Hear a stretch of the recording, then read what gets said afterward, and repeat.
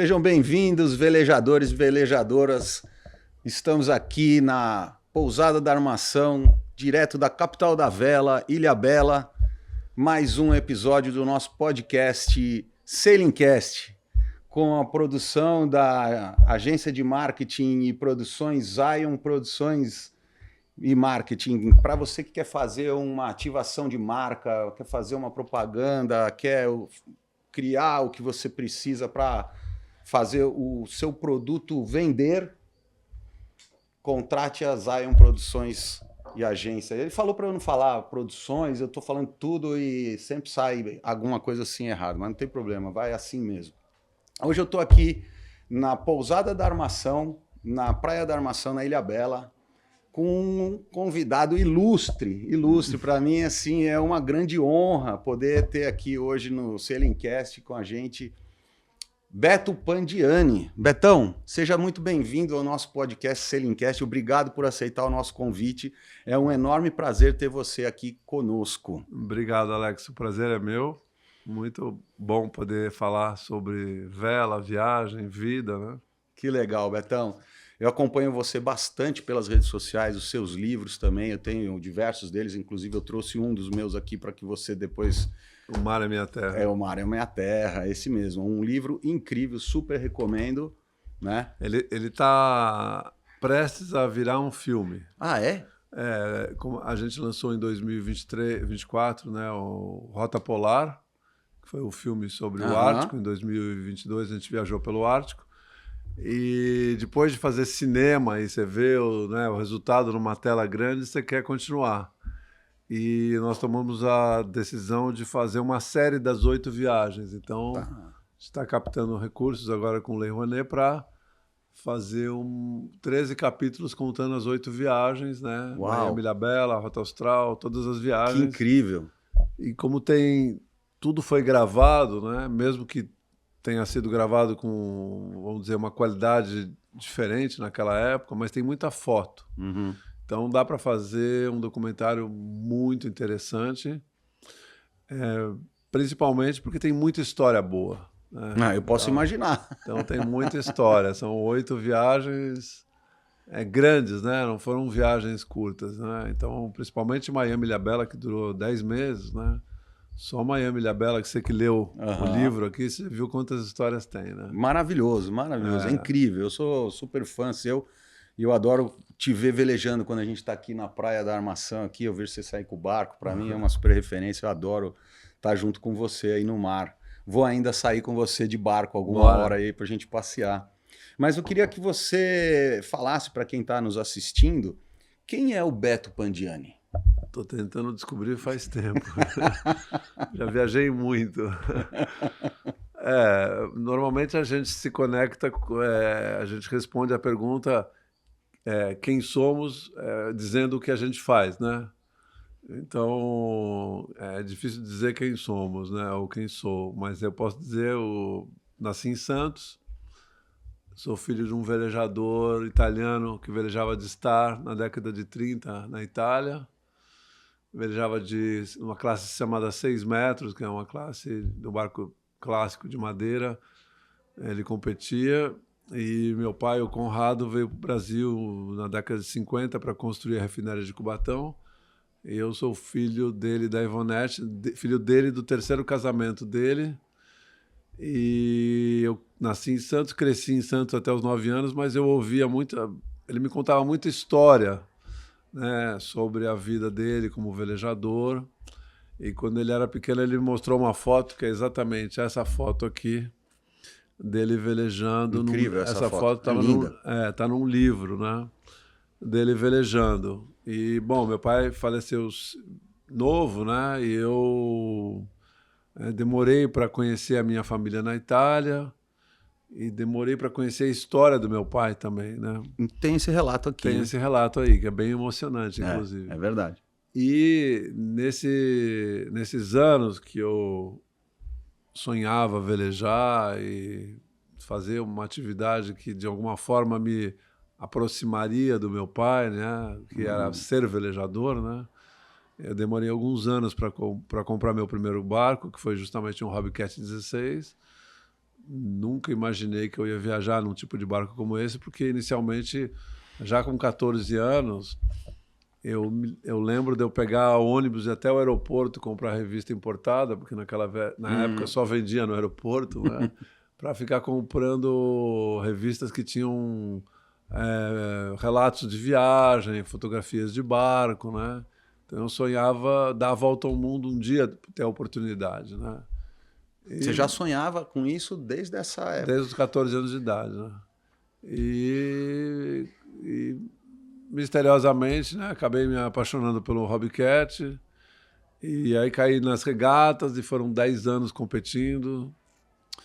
E a vida foi um pouco irônica e generosa comigo, porque o primeiro título internacional da classe Hobby Cat fui eu que ganhei, não sendo o melhor velejador da classe aqui no Brasil, mas fui eu que continuamente viajava para fora do Brasil para aprender, me desenvolver, e estava velejando bem. Então a Uli e eu ganhamos o campeonato americano em Chicago em 89.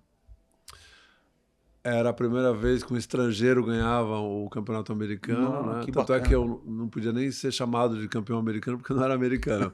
Eu ganhei o troféu e eles falaram que eu era o primeiro colocado no campeonato americano, né?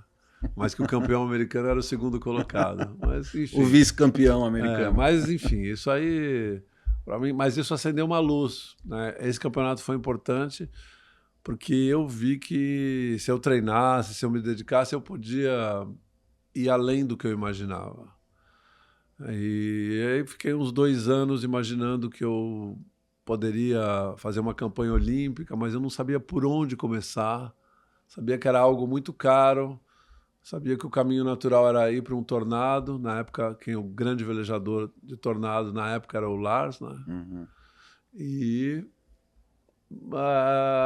ficou em suspenso minha vida, assim, uns 2 anos. Em 93, eu estava andando na rua, encontrei o Marcos Susbacher, que veleja também há muitos anos, e de uma conversa despretensiosa saiu a ideia de fazer Miami Ilha Bela de Hobby Cat. Porque o Marcos me contou que a Hobby Cat americana havia lançado nos Estados Unidos um Hobby 21 pés Cruiser. E esse barco tinha lá gaiuta, tinha uma asa para você velejar um pouco mais seco, tinha riso, e era um barco assim, marinheiro e tal. E no catálogo que a gente recebeu dos Estados Unidos, do barco, né, você via um casal com uma prancha de surf, velejando pelas Bahamas ou pelos Keys ali na Flórida, e eles acampavam naqueles lugares lindos, não sei o quê. Eu olhei para aquilo lá, falei para o Marcos, falei assim, cara, a gente tem que comprar um barco desse e vir para Ilha Bela, né? Ele achou que era brincadeira, né?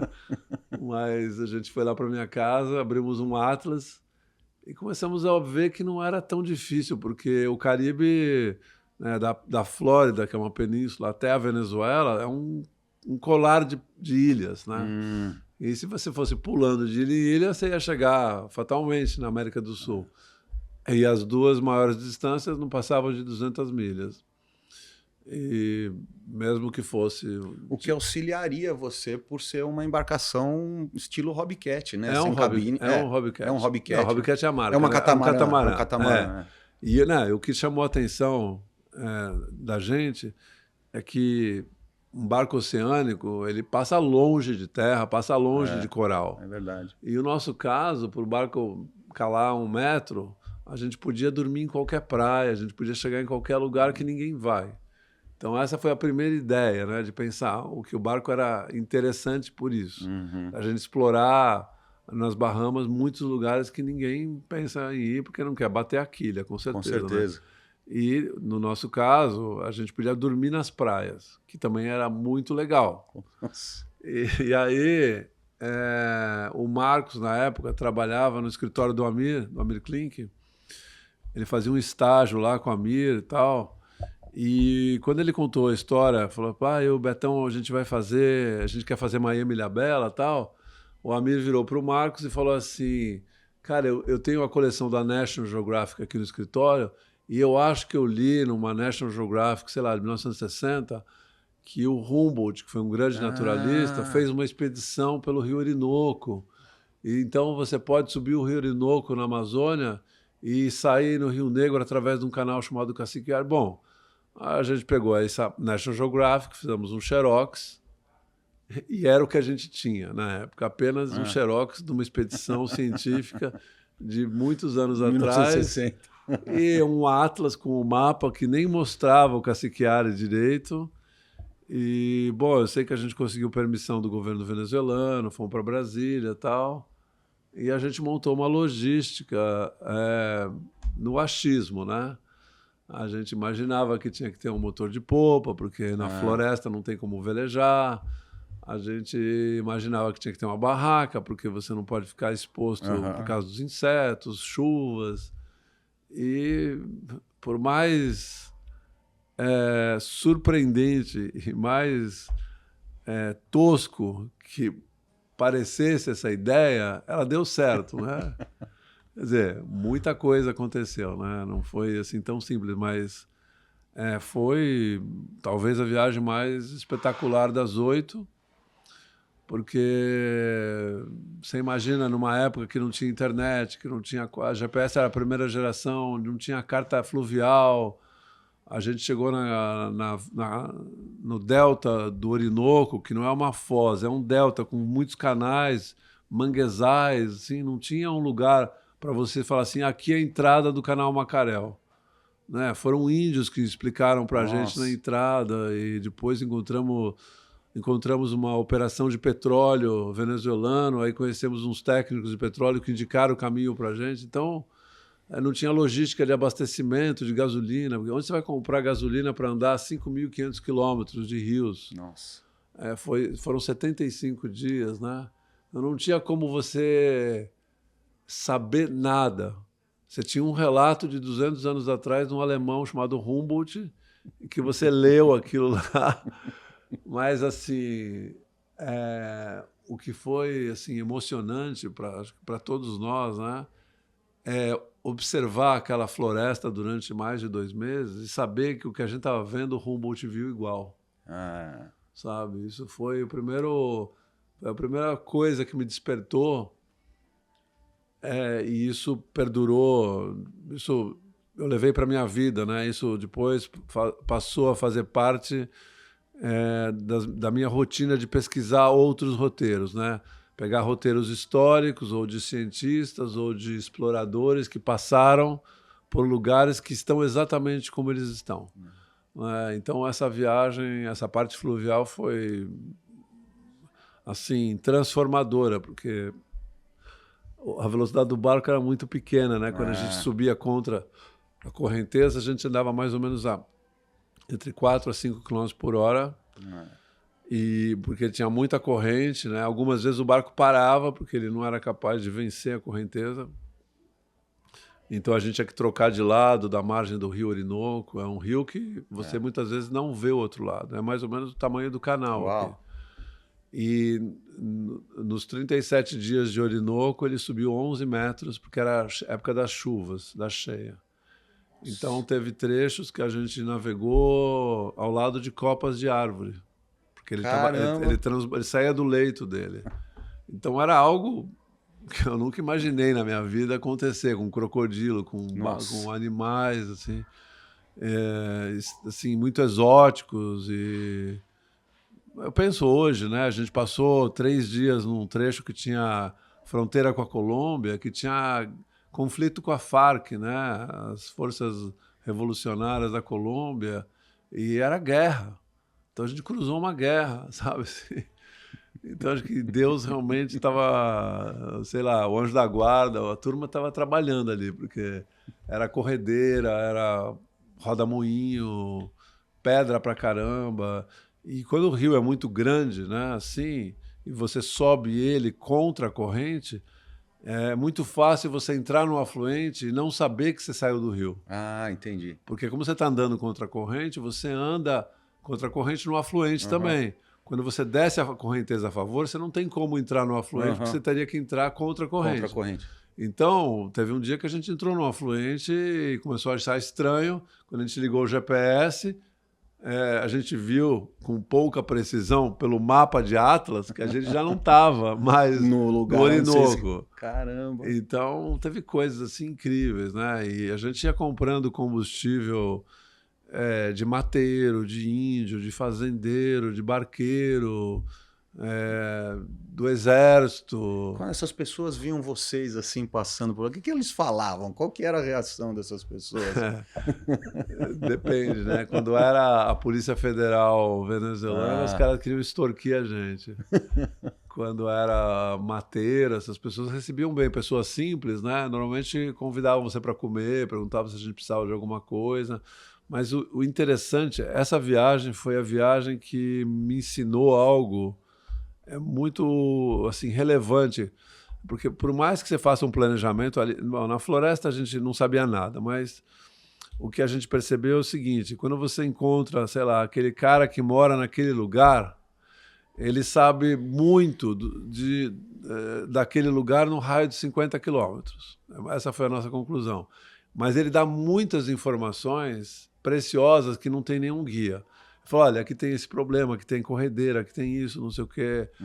Cuidado com isso, cuidado com aquilo. Quando você anda um pouco mais, você tem que encontrar alguém para perguntar. Então, assim, isso também aconteceu na costa norte do Brasil. Então, você vai parar em praia, depende dessas praias tem pedra, não sei o quê. Esse tipo de informação. Eles eram o Waze. Exatamente.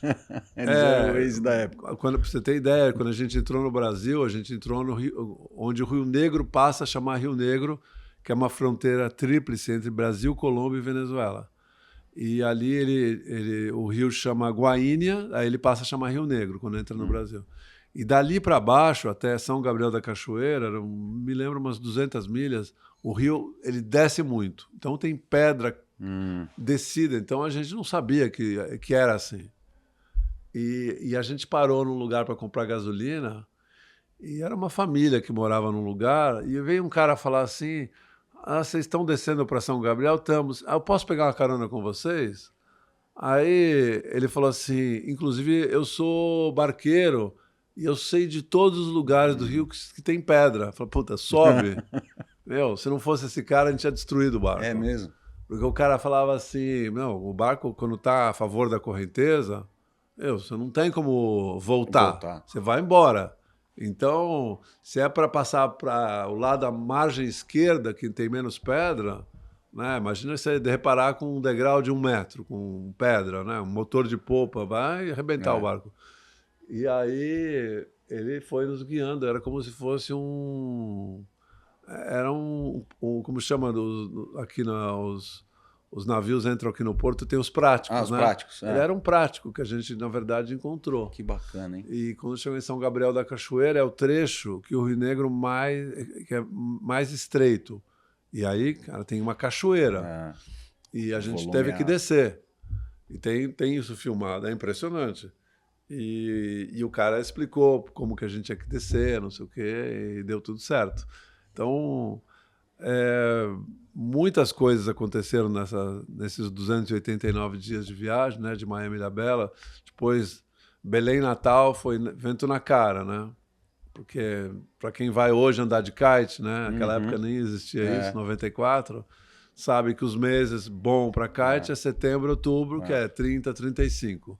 E a gente chegou em Belém com vento na cara. Com vento na cara de 30 a 35. Só que tinha 1000 milhas na cara para fazer orçando. Então foram 50 dias dando bordo e quebrando o barco. Né? Paulada o tempo todo. Paulada, batendo. O mastro caiu 3 vezes. Nossa. Quebrou 2 travessas traseiras do Traveler, quebrou 17 estaiamentos, quebrou milhões de rebites. Nossa, o barco Betão. quebrou inteiro. A gente teve que fazer uma reforma em Natal.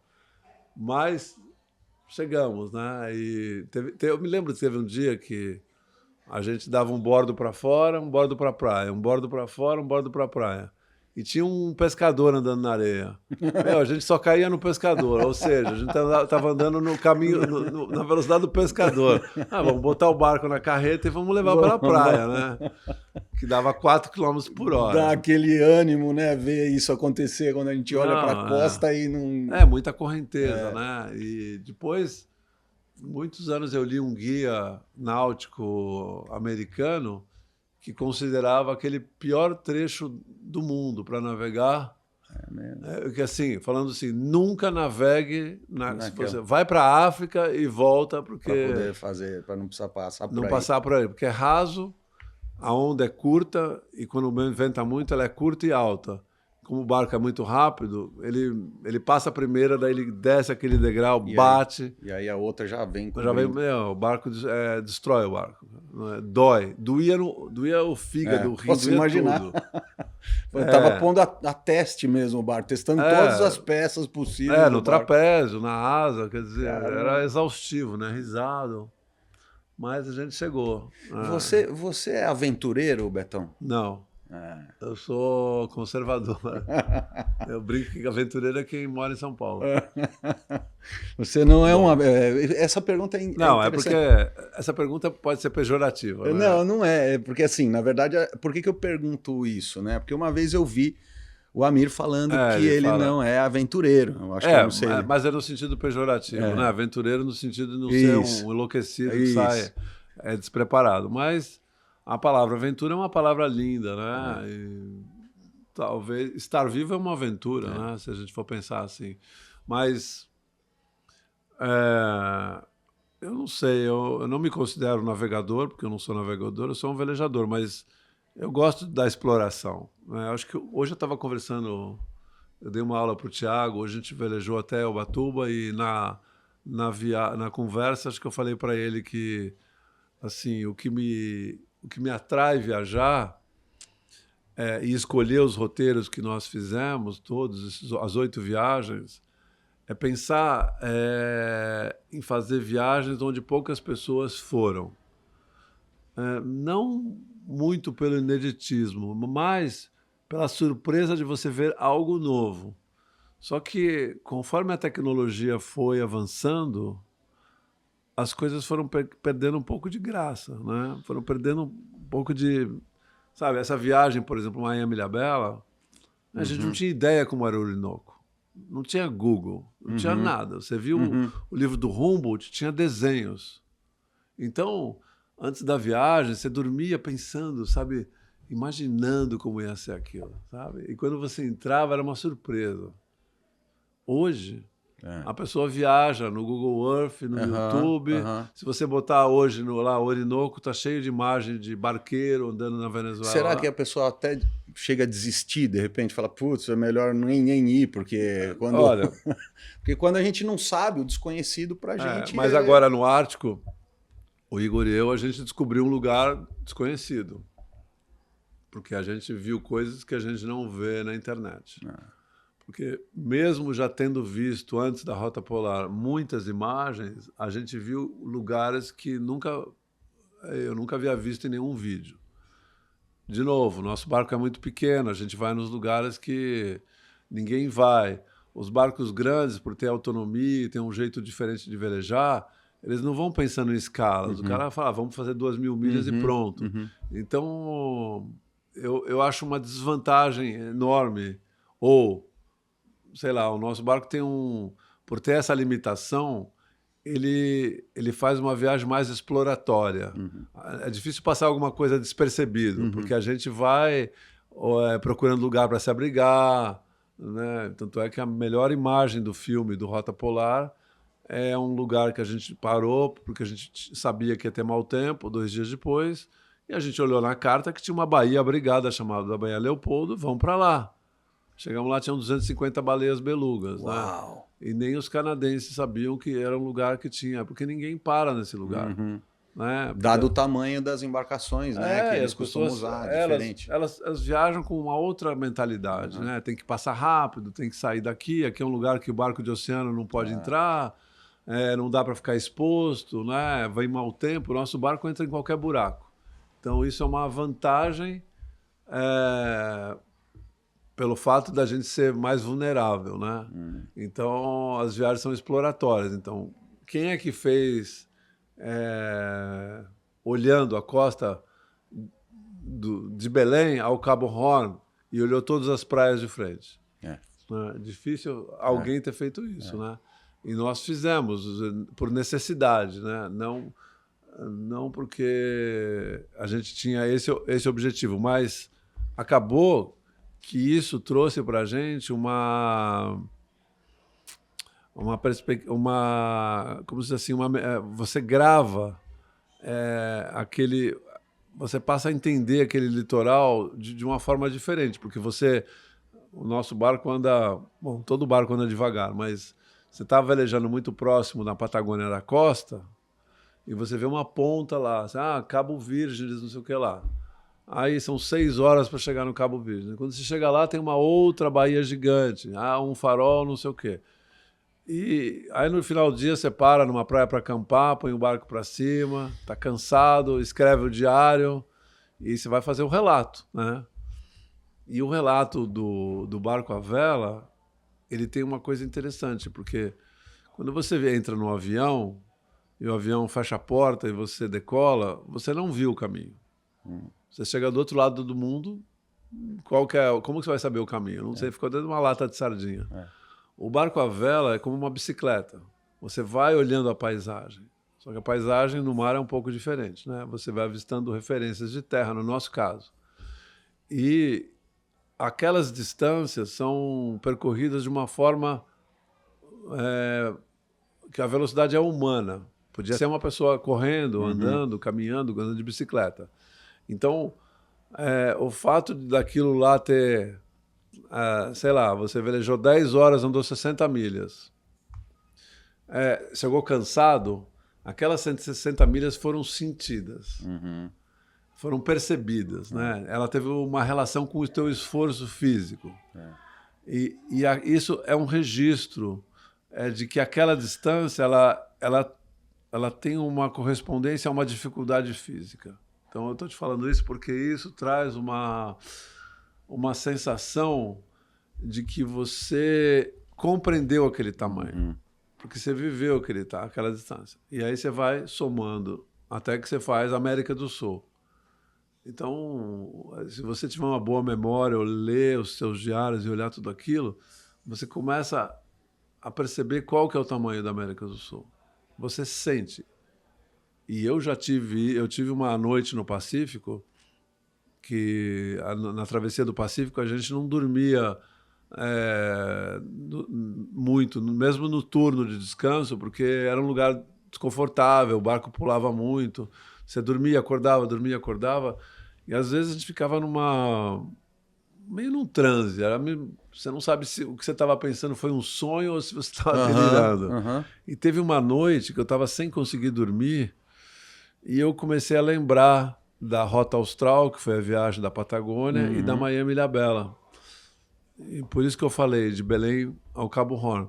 E eu falei assim, para mim, será que eu consigo lembrar como foi a Rota Austral de praia em praia, ou de dia em dia? E veio a memória. E eu fui lembrando, Flávio, o dia que nós saímos do estreito entre a ponta da Terra do Fogo e a Ilha dos Estados, tem um estreito chamado Le Maire, que é um lugar complicado para caramba.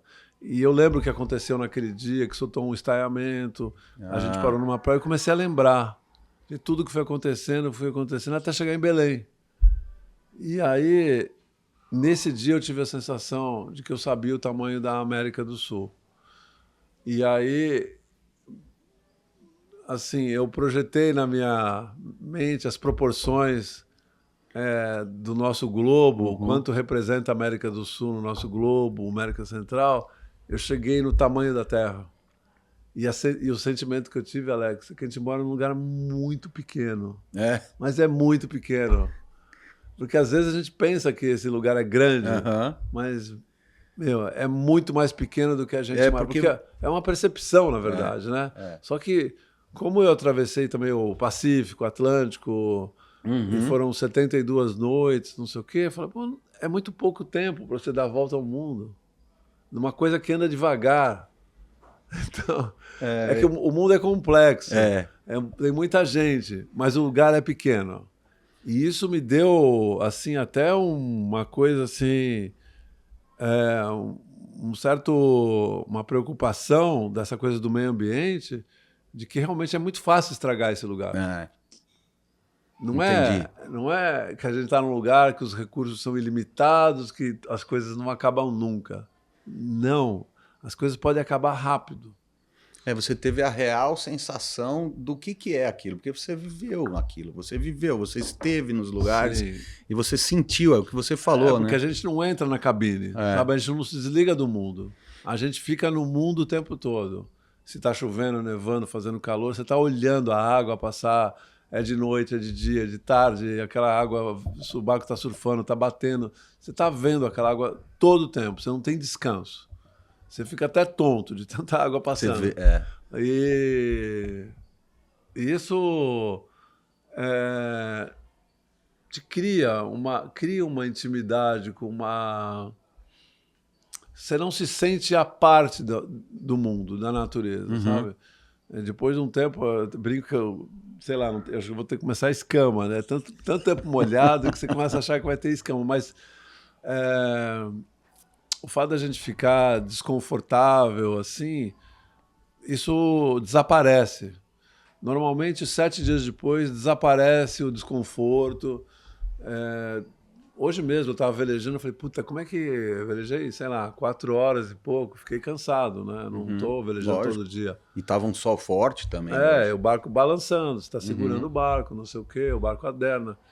E eu falei, como é que eu aguento 10 horas todo dia, tanto tempo, né? Tudo bem que é uma coisa que vai indo, mas eu digo assim, a gente se desacostuma. Eu falei, pior acho que... Eu não vou falar que a maior causa morte é isso, mas acho que uma das coisas que mais, hoje em dia, envenenam a gente é sofá e televisão e tela. O sofá, por te deixar numa posição, a gente fica sentado. Faz a conta de quanto tempo você fica sentado por dia. Trabalhando, jantando, não sei o quê, ou deitado. E quanto tempo você fica andando Bom, velejando você também veleja sentado. Mas está em movimento, né? Está em movimento. Está em movimento, Então, a gente fica muito tempo parado. E quando você está viajando, você não fica parado. Não fica parado. O tempo todo você está interagindo e você está prestando atenção na natureza. Né? Você está prestando atenção no vento, nas nuvens, está olhando o barômetro, está ligado na meteorologia, não sei o quê. Então, a tua relação durante um período longo de viagem é com o mundo, não acontece com pessoas, você não vê notícia, você não fica ocupando a sua mente de bobagem, de coisas que você não vai conseguir resolver, e você só se preocupa em estar conectado, né? Em viver. E o barco andar, e você ir. Porque o velejador, principalmente nesses casos, né, num catamarã como esse, que você costuma usar, né? Um Hobbycat 16, os Nacras também, né? Que você então tem sempre o timoneiro, o proeiro, então assim, tem uma tripulação pequena, né? Super enxo 2, né? E é a peça-chave do barco para aquilo se deslocar. Quer dizer, então assim, o velejador dentro do barco, para mim, pelo menos, sempre foi isso. Essa foi a minha descoberta que me encantei com a vela, né? Quando eu descobri que eu era parte do barco, né? Eu me conectei ali com o vento, com a água, o deslocamento do barco, e isso fez com que eu me encantasse. O teu peso influencia totalmente, né? No nosso caso, não é um barco de oceano que você pode andar para lá ou para cá que não vai acontecer nada. Você não pode ir para soltar vento, né? O barco, né? Você tem que ficar ali. Então, isso para nós também, né? Assim, quando você veleja... O Pacífico é um exemplo bom, o Atlântico também, né? Que a gente velejou. O Atlântico foram 37 dias sem parar. O barco é uma extensão do teu corpo. É uma extensão do corpo. Você não precisa olhar a bússola, nada. Você sabe a direção da onda, você sabe a direção do vento, a posição do sol, para onde você tem que ir. E aquela hora você está conectado, né? Você está conectado com o todo, né? Às vezes você desce 10 horas seguidas de jacaré, sem perder um jacaré, assim, sem pensar. Você não está prestando atenção, você está indo, né? No flow. O barco arriba, orça, vai descendo, vai brincando com a natureza e o barco, aquela energia vai te levando. E tem horas que você até sorri assim e fala, o mundo explodindo, as pessoas brigando, guerra, cara, eu tô aqui no meio prestando atenção no vento e na onda. No presente. Totalmente no presente, mas eu digo, você falar assim, não, para mim a coisa mais importante aqui, né, bom, fora, obviamente, meu companheiro, o Igor, comer, tudo isso sim, mas é fazer o barco andar, né? O barco leva a gente, mas a gente precisa cuidar do barco, né? Então, tudo bem que tem dias que são mais difíceis, tem mau tempo, tem dia de calmaria, tem dia de chuva, tem dia de vento contra, né? Não é todo dia que você está brincando e se divertindo muito. Tem dias que você está realmente na missão de aguentar. Fazer aquilo lá acontecer. Né? Aguentar. Tem que aguentar, né? Não tem... Isso me trouxe também muitas reflexões sobre alguns padrões que eu carregava durante muito tempo, de reclamar ou de me vitimizar de alguma coisa, e fui vendo que essas coisas no mar não funcionavam. Não tinha, vou acusar a onda, vou xingar o vento, só se eu for um idiota, né? Aliás, estou aqui porque eu quis. Né? Então, cala a boca e beleza, né? E quando você percebe que você está num ambiente que as regras são muito duras, mas são claras, você começa a olhar para as suas escolhas e você vai para a autorresponsabilidade, né? E isso foi uma coisa que mudou muito a minha maneira de me relacionar comigo e com as pessoas depois da primeira viagem em 94, né? Quando eu vi que no mar realmente eu não podia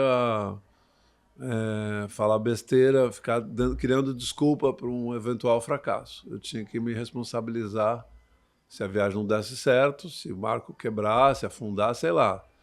Eu que sou responsável. Então, você tem muitos momentos que você se pega conversando com você mesmo durante... Pensando. Eu não sou de ficar falando assim como mais... no pensamento. Há assim. muito tempo, né? Então... O ego influencia alguma coisa nessa hora, assim, da gente? Porque o ego é sempre essa identidade provisória, ela é confusa mesmo, porque... Sim, porque... vamos dizer, eu assim, quando meu pai morreu, eu tinha 18 anos, durante muito tempo eu carreguei, assim, não é uma mágoa, assim, é uma tristeza, né, dele ter ido embora, de eu não ter conhecido, e eu andei muito tempo na vitimização. E quando eu comecei a correr regatas, aconteceu algo assim excepcional no meu primeiro ano de regata, que na época, quando você, não sei outras classes, mas você ganha uma carteirinha da classe Hobbycat, que é uma carteirinha internacional, que tem lá o teu numeral, diz que você faz parte do membro da classe, era uma carteirinha da Hobbycat.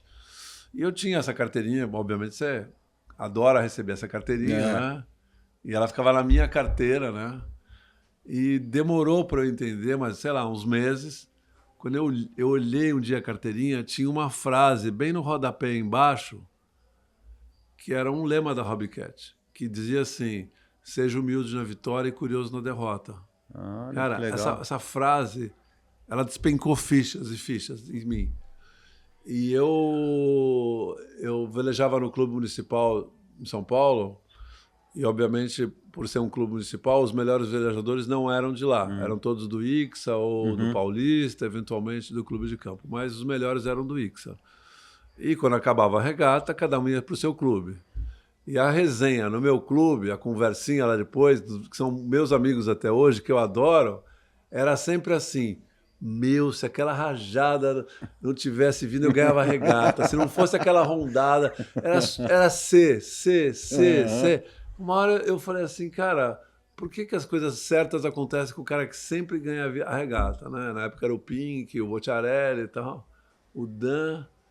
E essa frase veio, eu falei assim, meu, se eu não ficar curioso porque eu tô indo mal, eu não vou melhorar nunca, porque eu não vou ficar falando C. Porque a regata, a represa é um lugar difícil, tem muita rondada, cara, mas os caras bons conhecem. Eles não é do nada que eles pegam a rajada na frente, né? E isso foi uma primeira mudança de comportamento, sabe? De começar a olhar as coisas e não dar desculpa. Me responsabilizar. Fui último. puta, velejei mal pra caramba, errei todas, mas eu, sei lá, vou ligar na casa do Pink e vou perguntar pra ele o que aconteceu. O que eu aprendo com isso, né? Por que eu errei tanto, sabe? E eu posso dizer tranquilamente isso. Nos 10 anos que eu corri na classe Hobbycat, acho que eu corri por ano umas 500 regatas. Não, peraí, 50 regatas por ano. Nos 10 anos eu corri 500 regatas. Por ano eu corria 50 regatas, mais ou menos. E depois comecei a correr fora. Obviamente, quando você começa a velejar com 22 anos, os caras já velejavam de pinguim há 12 anos ou mais. Então, numa raia de 50 barcos, se eu não era 45, eu era 50 ou 49. Até no primeiro ano era isso. E é difícil você progredir na vela rápido. Mas... E era no 14 ou no 16? Já no 16. Mas eu fiquei tão... eu me comprometi tanto a melhorar que 83 foi meu primeiro ano. Em 87 eu fui para a Europa para correr um europeu para ver como era correr na Europa. E era um campeonato que tinha 83 barcos, eu fui 8º. E eu voltei muito surpreso. Porque se eu cheguei em 8º num campeonato, campeonato não é que eu chegava na Europa e corria, eu corria um qualifying de 50 barcos que podiam entrar 5. E os outros que estavam no campeonato eram todos os melhores de cada país. Então era uma classe que tinha um nível bom. E eu pensava, 83, 84, 85, 86, são 5 anos, é pouco tempo. Eu consigo ser 8º, eu vou treinar mais, entendeu? E dentro dessa minha filosofia, dessa minha atitude de buscar sempre focar onde eu estava errando, perguntar, eu comecei a correr nos Estados Unidos, porque era o campeonato mais difícil do mundo. Porque o Hobbycat é um barco que nasceu nos Estados Unidos, né? E eram regatas com 120 barcos, né? Uma flotilha grande, né? E um erro, você vai para 50 pontos, você está enterrado no campeonato. Né? E eu fui no primeiro ano velejando pesado, tudo, fui 18º de 120 barcos. Mas, sim, teve um episódio nesse campeonato que na última regata eu fui desclassificado porque a juria disse que eu larguei escapado. Mas com certeza eles se enganaram, porque na verdade a única regata que eu larguei atrasado foi essa. E como as velas eram coloridas iguais, o cara se enganaram, mas enfim, me desclassificaram, mas eu fiz uma conta, eu teria sido 11º. E no ano seguinte eu treinei com a Uli, né, e pela primeira vez eu estava indo correr um campeonato no peso mínimo, com todas as condições assim, das pessoas que andavam na ponta. E ganhei o campeonato em Chicago. Então, essa mudança de atitude minha, de querer me responsabilizar, de começar a buscar ser humilde na derrota mesmo, não sei o quê, trouxe resultado. Entendi. E isso me chamou muito a atenção de eu mudar meu comportamento na minha vida. Porque quando meu pai também morreu, a gente ficou sem dinheiro, eu tive que trabalhar no supermercado, sabe? Eu tive que realmente aceitar aquilo com humildade, né? De você cair financeiramente, a tua vida mudar financeiramente, né? E aí, esse caminho, ele foi, vamos dizer, sendo aprimorado, não sei se é essa a palavra, né? Eu fui sendo testado, eu fui... não só na minha vida profissional, mas nas viagens, né? Porque com certeza nas viagens, né? Também, porque na viagem ainda tem um conflito, né? As primeiras viagens, as 2 primeiras, teve muito conflito de relacionamento, né? E hoje eu olho para trás e vejo que não era um que tinha razão, outro que tinha mais razão ou menos razão. Éramos imaturos para nos relacionarmos e tomarmos decisão sob pressão, alguns conflitos, de lidar com aquilo lá. Mas também isso criou muitas reflexões a respeito. A terceira viagem, né, que eu fiz foi para a Antártica, eu decidi não ter mais sócio nos projetos, né? Porque a primeira eu tive um sócio no projeto que era o Marcos, e na segunda o Gui. E nada contra ter sócio, porque eu sempre tive sócio, foi tudo bem. Mas nas viagens, eu percebia que tinha que ter uma pessoa que tinha que tomar algumas decisões de responsabilidade e que essa pessoa tinha que puxar essas responsabilidades para ela. Entendi. E era eu. E eu estava percebendo que o meu impulso de buscar um sócio não era porque eu não sabia velejar, não. É porque eu não queria assumir uma responsabilidade total da viagem. E isso era uma insegurança minha. Olha só. E quando eu descobri isso, eu descobri porque eu tive na segunda viagem uma experiência da pessoa que estava do meu lado não valorizar o meu trabalho. E para mim ficou claro que se eu não me valorizasse, eu ia atrair experiências de desvalorização.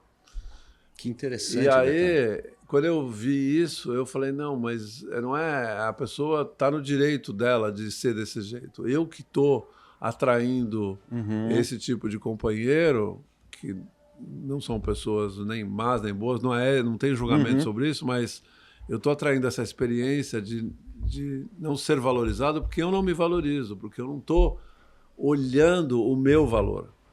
Interessantíssimo isso aí, Beto. E aí, quando eu fui para a Antártica, não é que eu chamei o Duncan e falei, eu sou o chefe, não é nada disso. Não, entendi. Não, mas sou eu que fui captar dinheiro, se a viagem der errado, fui eu que sou responsável. Se der certo, somos nós dois, se não der certo, fui eu. Esse era o ponto. E eu falei, vou assumir isso, porque, lógico, quem foi lá fechar o acordo com a Sempre Toshiba, com a Visa, fui eu. Então eu tenho que entregar o filme, o livro, seja lá o que for. Né? E o Duncan, ele tem responsabilidade, mas ele não tem essa responsabilidade. E a mídia brasileira eu que contratei. Então, né, quem é o brasileiro? Sou eu. Ele é o Duncan que mora no outro país, que foi contratado como se fosse um profissional.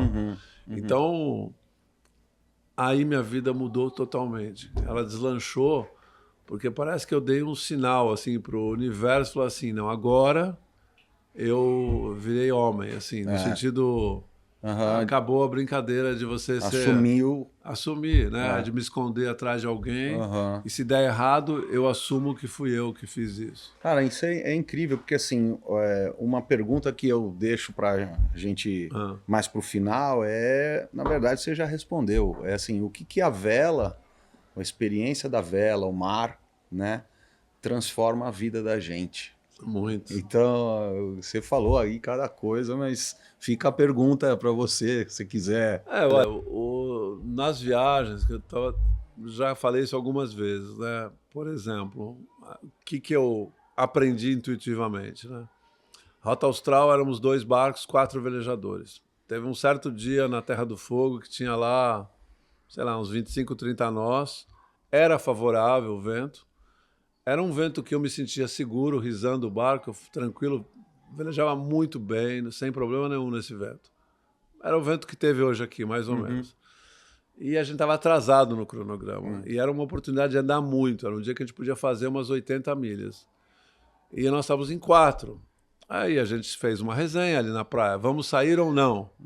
3 quiseram sair e 1 não quis. Nós não saímos. Por quê? Porque a gente tem uma regra onde a posição mais conservadora prevalece sobre as outras. Para um outro tipo de pessoas, um outro grupo, talvez as pessoas iam falar, não, é 3 contra 1. Né? Que é o normalmente que é o normal. Acontece, Só que isso é injusto. Né? É quase que uma covardia.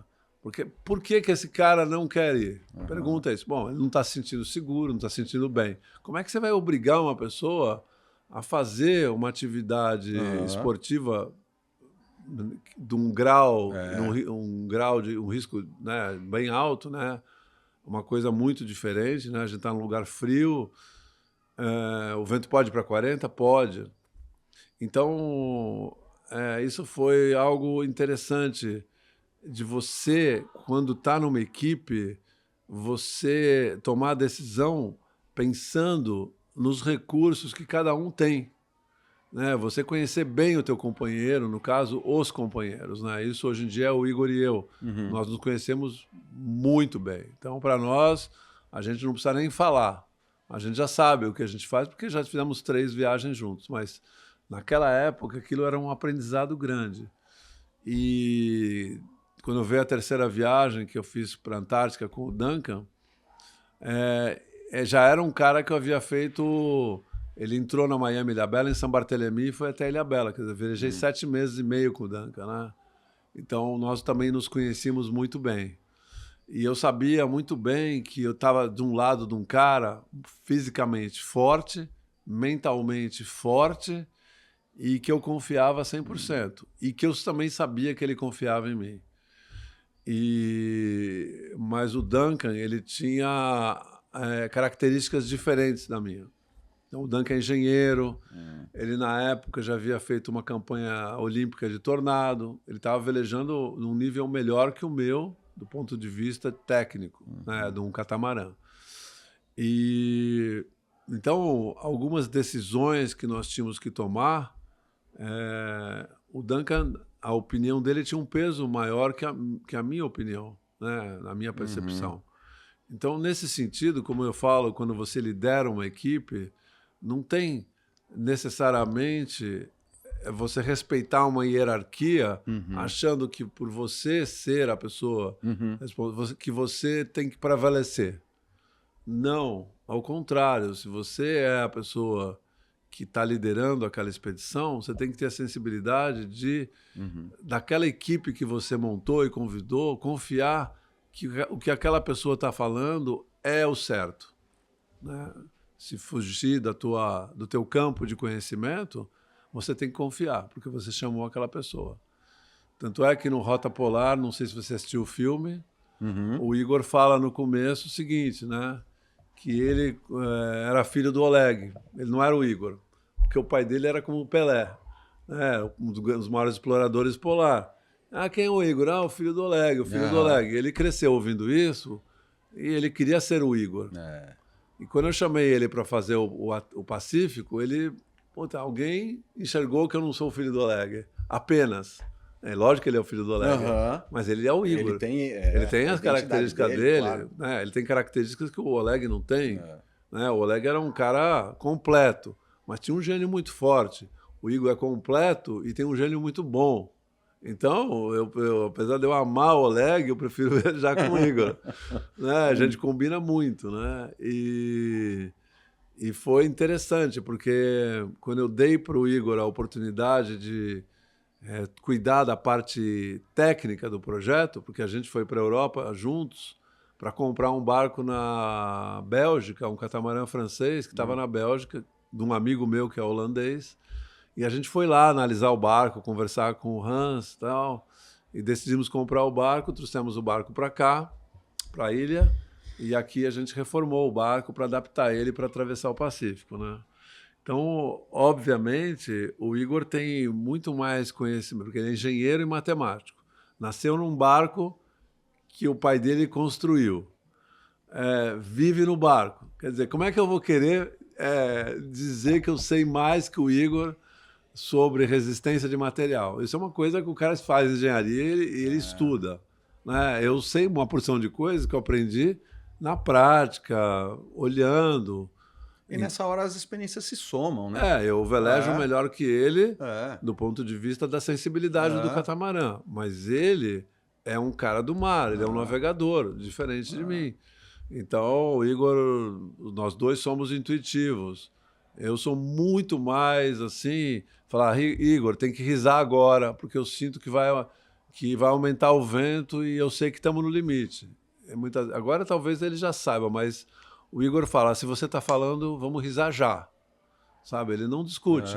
E se o Igor falar para mim, falou, essa peça tem que trocar, vamos trocar já. Né? Isso aqui não vai isso aqui vai quebrar. Então vamos parar e vamos trocar. Ou vamos fazer alguma coisa. Então, existe entre nós dois, no caso, né, o Igor e eu, das 3 viagens que nós fizemos, uma sintonia perfeita que existia com o Duncan também, né, que nós fizemos 3 viagens. Né? Na verdade, Miami e Nova York foi uma regata, mas essas 3 experiências com o Duncan também nós tínhamos uma confiança mútua muito grande. Esses foram grandes aprendizados para mim, porque quando você tem noção de que o teu companheiro é um cara que tem um nível muito alto e muitas vezes melhor que o teu em alguns aspectos, isso te inspira e te força a ser melhor. Né? Então, Eleva a barra, né? Você tá medindo a barra pela barra de cima, né? Sim. Você tá... Então, um exemplo mais claro, né? Quando a gente foi fazer a Rota Polar agora, em 2022. A gente começou esse projeto em 2018. A logística, tudo mais. Quando faltava 1 ano e meio, eu me enfiei na Riboc, falei, eu preciso me preparar. Né? Peguei lá um personal, 18 meses, ralando. E eu lembro que você velejava aqui no inverno, em julho, só de calção. É para acostumar com o frio. Eu falava, Beto, você tá com frio? Você fala, não, é para me acostumar mesmo. É para acostumar mesmo, né? E aí, o Igor, ele tem 40 anos hoje, eu tenho 67. Mas 2 anos atrás ele tinha 38, eu tinha 65. É uma diferença. Eu me sinto bem e tal. Mas o Igor, além de tudo, ele é muito ágil, né? E ele é forte pro tamanho dele, né? Porra, eu pensava, eu não vou deixar o Igor me carregar, cara. Né? Por amor próprio e por respeito a ele, né? Vai levar o velhinho para passear no Ártico, né? Nem fudendo, né? E aí, cara, eu falei, eu vou chegar nessa viagem forte, né? E, caprichei. Que legal. Ele fala isso no filme, né? Que eu tava melhor que 10 anos atrás. Sim, legal. Porque o nosso barco faz força, né? Toda hora faz força. E uma coisa que eu aprendi na preparação física é que grandes viagens, onde você tem que ter recuperação com o sono, no momento que você vai ter uma noite de sono bom, a parte aeróbica é a mais importante. Isso eu não sabia uns anos atrás. Então, se você está com o teu cardio muito bom, o sono ele é mais reparador. Do que uma pessoa que está só fazendo musculação e não está se preparando. O cara é muito forte, mas o cardio dele é ruim, ele não vai ter uma noite reparadora. Então, que é fundamental para esse tipo de... Sim, porque você tem alguns espaços que você tem que dormir, descansar e depois vai ser pauleira. Tá, agora... Você vai pra poucas horas, né, Betão? Poucas horas. Poucas horas. Então, quando você vai num barco como o nosso, não é questão de você levantar muito peso, é questão de você fazer muitos movimentos por muito tempo. É mais endurance do que explosão. Então, foi o que eu treinei, né? Repetidamente, fazer coisas durante muito tempo, exaustão e tal. E isso me trouxe um bem-estar também, porque isso mexe com a disciplina. Então, quando você está viajando, uma viagem como essa, assim, muitas coisas podem acontecer para você se desestabilizar. Então, o que difere uma tripulação mentalmente forte de uma outra é que quando você se prepara, a tua autoconfiança ela é muito grande. Não estou falando quando você não é para subestimar a natureza, nada disso. É saber que você pode. Você conhece os teus limites, sim, tem consciência. Exatamente. Né? Então fala assim, puta, a gente tem o melhor barco possível, a gente tem os melhores eletrônicos, a nossa alimentação é boa, a preparação física é boa, a parte médica é perfeita, tá tudo certo, não dá para ser melhor. Então vão acontecer coisas na viagem que saíram do teu planejamento, como sempre aconteceu. Mas quando você tem a confiança alta, você improvisa com segurança. Ou a tua intuição funciona muito melhor. Porque se você não está bem preparado, é fácil você escorregar para o medo. E se você entra no medo, você bloqueia a tua intuição. E aí você não vai conseguir ter uma ideia que vai criar uma solução para uma quebra ou uma situação de risco. Muito louco falar disso, porque isso aconteceu algumas vezes, mas mostra no filme que a gente está velejando e eu comecei a sentir uma coisa aqui no meu estômago, assim, ruim. Falei, vai acontecer alguma coisa no barco. Mas não tinha, sei lá, tinha uns 20 nós de popa, estava fechado o tempo, chovendo, frio. mas era uma costa que não tinha nenhum lugar para parar. E eu pensava, se acontecer uma merda aqui, a gente não tem lugar para parar.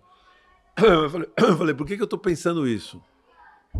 Uma hora eu falei assim, quando eu começo a pensar isso é porque vai acontecer uma coisa. Já aconteceu tantas vezes isso, que eu sei que esse é um sinal que vai acontecer alguma coisa. É o gut feeling. Né? Né? Aí o Igor acordou, ele estava descansando, e eu falei, cara, eu tô com um presságio que não tá bom, a gente precisava parar. Ele falou, puta, mas aqui não tem onde parar. Aí eu falei, eu tava olhando na costa, falei, de repente, às vezes tem um dente, assim, que é um lugar meio protegido, a gente pode ancorar atrás de uma pontinha, assim. Aí deu uns 15 minutos, eu falei, olha, vamos arribar ali que eu acho que tem um lugar. E tinha. O Igor não discutiu, não é que ele falou assim, puta, o vento tá bom, temos que andar. Nós vamos parar. Paramos, ancoramos, enrolamos a vela e tal, e falamos, vamos dar uma descansada, esticar. 2 horas depois o mastro caiu. Pum! O susto, cara, daquele mastro cair. Eu tava dormindo, o Igor gritou, o mastro caiu. Eu acordei, mas como o mastro cai com o barco parado? É isso né? que eu ia falar, com o barco parado. O barco parado nunca mastro caiu. O mastro cai andando, né? Não tá fazendo força. Cara, o mastro desse barco é muito exótico. Lá em cima eram uns laços com Spectra e Dyna. E o fabricante, quando fez o barco, esses cabos estavam amarrados numa alça que tinha carbono e titânio, mas o titânio fez um degrau pequenininho e afiado. Como o mastro gira quando você camba, aquilo lá fez assim naquela peça e ficou fazendo assim, né? Era um cabo desse tamanho, de um quebra. Esse cabo de Spectra não quebra. Ele cortou. Ele cortou o Spectra. E aí, mas cortou naquela hora que o barco estava balançando, com a vela, sei lá, podia história, hein, ia estourar a vela, sei lá, rasgar a vela, podia cair o mastro em alguém. Aí eu saí da cabine e fui lá puxar o mastro, o estaiamento. Aí o Igor já pegou a câmera, ligou para filmar, lógico, né? Tem que filmar, né? E aí ele narra a cena, né? Eu tô lá pensando como que eu vou enrolar tudo aquilo e tal. E já pensando, né? O que nós vamos fazer, né? Aí tinha muito vento. E a gente tem aquele pedalinho. E para pedalar até a praia, com aquele vento, a gente não tinha como ir. Então vamos esperar o vento cair. Mas umas 5 horas depois caiu o vento, ficamos ali dentro, comemos, descansamos, ficamos pensando, o que aconteceu, né? Aí, quando caiu o vento, fui pro pedal, eu peguei o pedalinho, o remo e o leme, e o Igor foi lá para frente com a âncora, a gente foi em direção à praia.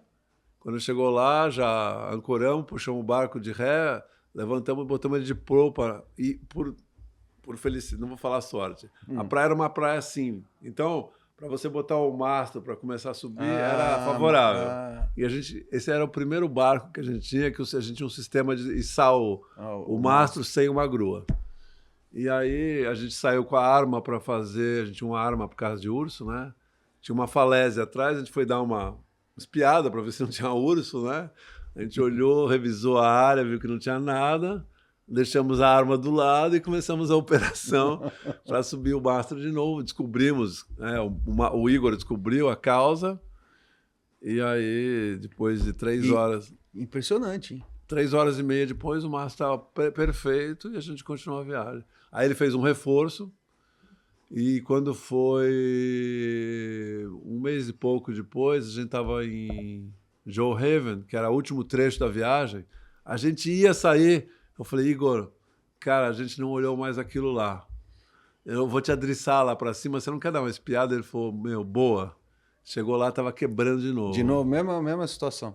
Daí ele fez uma gambiarra, fez um laço lá, trouxe o laço de Spectra lá para baixo, fez um sistema genial que não ia nunca acontecer de novo aquilo, só que mudou a tensão dos estádios, né? Mas enfim, isso gerou alguns problemas, mas... Quer dizer, quando a gente tem essa sensibilidade e está mais preparado, confiante, a gente está mais conectado, né, com as coisas. Né? Em vez de você ir para o medo, você vai para o sinal, né? Porque Essa é uma pergunta frequente que me fazem, né? Se eu não sinto medo. Depois de muitas viagens, né, eu comecei, quando eu voltava para São Paulo, eu percebia a diferença do meu medo na natureza, do medo que as pessoas têm em São Paulo ou num lugar. E comecei a perceber que a maior parte dos medos são medos fantasiosos, são medos psíquicos, são medos de traumas, registros, sei lá. Não é um medo verdadeiro, assim, real. Por exemplo, no Covid, uma amiga minha não saía na rua porque falava que tinha Covid na planta, que o cachorro ia pegar Covid. Eu falei, pô, você vê a pessoa andando no carro fechada, sozinho, de máscara. Eu falei, bom, essa pessoa realmente está com pânico, isso não é mais nem medo, né? E como que eu não vou sentir medo no Drake à noite com 25 nós? E se o barco não vai quebrar ou não vai? Pô, você tá ali ligado o tempo todo, né? Não tá com medo de pânico, você tá apreensivo. E aí eu fui percebendo que o medo que gera uma atitude positiva, ele é saudável. E o que é atitude positiva? É você estar atento, é você estar se ouvindo, a tua intuição. E o medo que cega você e que gera pânico, essa é uma doença. Isso não é um medo, isso é outra coisa. Né? Então, essa é um outro aprendizado que a natureza me trouxe, né? Porque a gente passou por várias situações muito intimidadoras, né? No Atlântico, a gente pegou um mau tempo na costa da Namíbia, num lugar que chama Costa dos Esqueletos, que a gente velejou 24 horas no mastro só, árvore seca, o barco andando a 9 nós, e descendo umas ondas assim, bem cavadas, assim, um dia escuro, sem lua, sem nuvem, com muita nuvem, e quando chegava de noite tinha muita onda lateral, era difícil saber de onde a onda ia acertar o barco sofrendo muito. Meu, a gente ainda fala, o lugar ainda chama Costa dos Esqueletos. Para completar, né? Aquela paisagem, sabe, que o perfil do mastro de carbono com o brandal fazia aquele assim, aquele som horrível, né? Você fala, nossa. É animador. Intimidador, né? Intimidador, com certeza. Então, quando você começa... Quando você lida mentalmente com isso e você vê que você conseguiu, né, passar por isso sem ter nenhum ataque de pânico nem nada, você começa a ganhar confiança, né? E aí a gente pode levar isso para a vida, né? Para a nossa vida do cotidiano. Então isso é Ouvir os sinais. Ouvir os sinais. Porque o nosso mar aqui na vida cotidiana está cheio de sinal. Mas se você realmente entra, por exemplo, no caso, a mídia hoje envenena todo mundo, né? Muita notícia ruim e tal. Então as pessoas vão ficando embotadas de tanto ficar recebendo essa carga negativa de tudo. Elas vão se desconectando delas. Vão para o medo e deixam de pensar que as coisas têm solução. Elas passam a ser céticas, né? E aí, quando a pessoa não tem mais crença e esperança, ela acaba indo para remédio, droga, bebida, né? Infelizmente. Infelizmente. A gente vê muita gente hoje com problemas mentais, emocionais, porque ela não teve essa oportunidade, ela não se deu essa oportunidade de investigar. Né? De onde vem, né, o medo. Betão, projetos 2025. Nossa Senhora. O que você tem aí pela frente? O que você está preparando? Tem alguma coisa? Depois de 8 viagens, né? Livros, o último livro que você fez agora é um livro narrativo, né? É um livro juvenil. É um livro de quadrinhos. É um projeto especial, que é uma história de um garoto santista, que é o Espaguete, que era meu apelido na escola, que junto com o Picolé, que é o cachorro dele, eles vão para a Patagônia para investigar a contaminação dos oceanos com os plásticos. Então, esse projeto é um livro de 200 páginas, que tem texto e quadrinhos, e que tem 50 QR Codes que te levam para uma plataforma de streaming de educação. A gente desenvolveu essa parte tecnológica do livro com a Anima Educação, a Terra Virgem Editora e a Tocha Filmes. Então, o jovem, o aluno, a aluna, eles vão lendo o livro e vão apontando o telefone e vão vendo filmes, podcasts, quiz. Que legal. Com temas de meio ambiente, sobre o ensino médio, geografia, sobre legal. Inclusão. É muito interessante. Que legal, Beto. Então, a ideia é criar consciência ambiental e ensinar através do entretenimento e da tecnologia, que é a linguagem dos jovens. Né? E quem quiser hoje um livro desse, está nas... Pode pegar meu Instagram, que é Beto Pandiani, entrar lá no meu Linktree, né, na bio, cai na livros, está lá. Então, seu Instagram é @Beto Pandiani, tudo junto. Ou entrar no site da Terra Virgem, que é a editora, terravirgem.com.br, tem tem 7 livros e mais esse que essa aqui é outra editora, né? Essa aqui é a Peirópolis. E agora, em abril, maio, vai sair o 9º livro, que é justamente o livro sobre a Rota Polar, a Viagem do Ártico, né? Saiu o filme, agora sai o livro. Então, esse ano a gente vai ter 9 livros publicados já. Palestras, cursos, também. Como é que tá essa agenda, Betão? Quem quiser palestras, falar com você... também me encontra pelo meu LinkedIn ou pelo meu site, né, que é o betopandiani.com.br. Além do Insta... Além do Insta, tem o site. Aliás, recomendo o meu site, porque tem um mapa das viagens, relatos, tem mais de, 10 mil fotografias das betopandiani.com.br. Exatamente. E Pandiani com I. Pandiani. Tá, Pandiani. E, bom, eu sigo fazendo palestras para empresas, né? E faço palestras para escolas. E as aulas de vela são mais ou menos esporádicas, né? No verão, obviamente, tem mais procura, pelo fato de ser muito mais gostoso velejar no verão do que no inverno, mas assim... Então, você teve essa temporada agora de verão estou aqui fazendo, dei aula ontem, hoje, semana que vem tem aula, mas o melhor jeito é me procurar e a gente marca.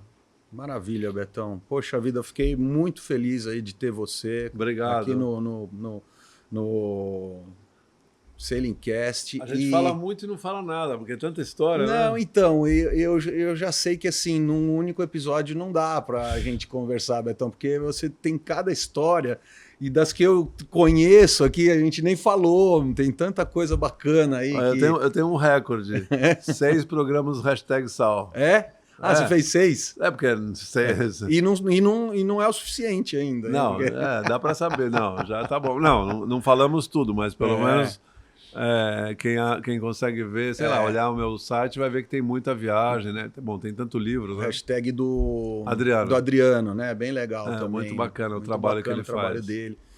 Bom, mais uma vez quero te agradecer, Betão. Aí, obrigado. Então, suas redes sociais, quem quiser acompanhar o Betão nas redes sociais, então Instagram é Beto Pandiani, @BetoPandiani, né?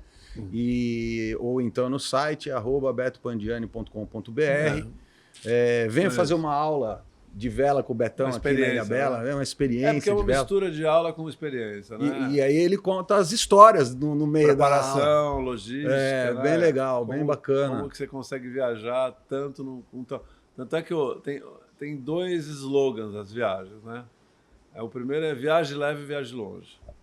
Viagem leve, viagem longe. Essa é porque o barco não cabe muita coisa, né?